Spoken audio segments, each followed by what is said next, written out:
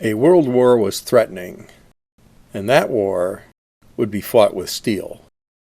With that in mind, the U.S. Maritime Commission needed a new fleet of the largest ore boats ever to sail the Great Lakes. One of those historic vessels was recently towed to scrap after 80 years on fresh water. As an L6S B1 design, the boat would one day become the Manistee. Built by the Great Lakes Engineering Works at River Rouge, Michigan, she, like her sisters, measured 620 feet in overall length, 60 feet in beam, and 35 feet in depth. She was the second of 16 vessels to be built for the U.S. Maritime Commission for World War II, all of which were monikered as maritime-class lakeboats. The boat had been built at a cost of $2.2 million. This maritime-class laker was launched on May 25, 1943, and originally christened as the Adirondack. Upon her delivery to the Rice Steamship Company on May 28th, she was rechristened Richard J. Rice. By the way, folks, I was chastised for pronouncing that name as Reese, and told that the family pronounced it as Rice. So, that's the way I'm going to say it from now on. The new boat was powered by a 2,500 horsepower triple expansion steam engine. She operated as a straight-decker for the Rice Steamship Company through the end of the war and until 1964, mainly hauling iron ore and coal. By then, the boat was largely outclassed in the ore trade by the 730-footers, and it was decided that she would be far more productive as a self-unloader. This new configuration allowed her to also efficiently carry not only rock products such as limestone, but occasionally ore products when they were needed. In the summer of 1969, the Rice Coal Company was sold to the American Steamship Company, and so were all of their freighters. The American Steamship Company, in turn, operated the boat as a separate component, dubbed the Rice Steamship Company. In 1976, her steam engine was replaced by a 2,950 horsepower diesel engine. A decade later, in 1986, the vessel was sold to the Erie Sand Steamship Company.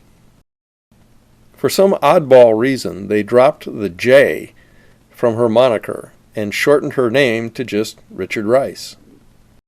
It has been rumored that someone thought that it was a hoodoo to have a boat with a 13-letter name. Of course, that overlooked the fact that she'd been sailing since 1943 with a 13-letter name and a fairly safe career. Yet just 8 years after that change, her self-unloading boom collapsed at Fairport, thus giving the boat her first notable accident. She was sailed to Port Weller and given the boom from a vessel that was awaiting scrapping. During the winter layup of 2001-2002, she was swallowed up by the Ogilvy Norton Company. But their dismal business model never had her sail in their colors, and the boat was purchased by Grand River Navigation for the 2004 season. Throughout the 2004 season, she retained her name and hull colors, with only her stack being repainted in Grand River Navigation livery. Thus, when you see a photo of her with the black and white hull, but the Grand River Navigation stack, you know that the image was taken during the 2004 season. That is because at the end of the 2004 season, she was taken to Sarnia and completely repainted and renamed. At the opening of the 2005 season, she appeared in Grand River Navigation's gray, white, and red stripe colors and sporting her name, Manistee. She was a regular caller at her namesake port, as well as smaller up-the-river ports such as Saginaw. Considering her attractive paint scheme, she was a favorite of boat watchers around the Great Lakes in both the U.S. and Canada. She worked hard at carrying stone and, worst of all the way until the end of the 2015 season. Then it was announced that she was going into long-term layup at Toledo. Many feared the truth. Her career was over. Then on March 28, 2022, the old boat was towed from layup to Port Colborne for scrapping. She had been constructed to help win a war, and now she quietly met an honorable end.